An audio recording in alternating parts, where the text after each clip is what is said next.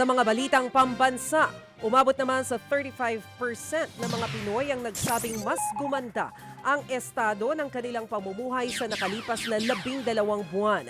Base yan sa ginawang survey ng SWS nitong Hunyo. 23% naman ng mga Pinoy ang nagsabing mas humirap ang kanilang buhay habang 42% ang nagsabing wala namang nagbago. Ikinatuwa naman ng palasyo ang resulta ng survey at nangakong tututukan pa nila ang mga programang magpapaganda sa kalidad ng pamumuhay ng mga Pilipino. Pabor naman po si House Committee on Good Government and Public Accountability Chairman Joel Chua na ipatawag po si dating Appropriations Committee Chair Zaldi Co sa pagdinig tungkol sa maanumalyang flood control projects. Matatanda ang ilang mambabatas ang nanawagan na ipatawag din ang House Infrastructure Committee si Co dahil siya po ang idinadawit sa maanumalyang budget insertion sa 2025 national budget. Para kay Chua, mas mainam na magsalita na si Ko tungkol po sa issue. Yun nga lang, sinabi na ng Kamara na nagpapagamot ngayon sa Amerika si Ko. Para naman po maiwasan ang conflict of interest sa ginagawang investigasyon, iginiit ni Chua na dapat mapirmahan na ng mga miyembro ng Infracom ang general denial para patunayang wala silang negosyo o anumang interes na may kinalaman po sa flood control projects. As soon as possible kasi paano ka naman magiging parte ng investigasyon kung ikaw mismo contractor. Ang ni-raise po kasi ni Congressman Jokno saka ni Congresswoman Laila is yung mga miyembro. Kasi parang sinasabi nga naman nila tayo nag-iimbestiga tapos tayo pala involved yan. Di parang hindi naman maganda.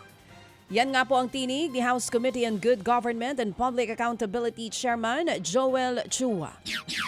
Iginaat naman ni COMELEC Chairman George Garcia na kasong kriminal ang pwedeng kaharapin ng opisyal na nasa posisyon kung mapatunayang tumanggap ng campaign donation sa kontratista na may hawak ng proyekto sa gobyerno. Ayon kay Garcia, malinaw na paglabag ito sa Omnibus Election Code.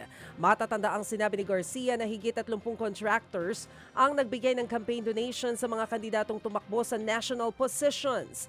Pero ngayon pa lang, iginiit na ng komisyon na hindi pwedeng gamiting excuse ng kontratista ang paggamit ng personal funds sa pagbibigay ng campaign donation. Sabi doon ng batas, natural or juridical person. Ibig sabihin, isang tao, si Ma'am Maricel, si Ma'am DJ ay nagbigay.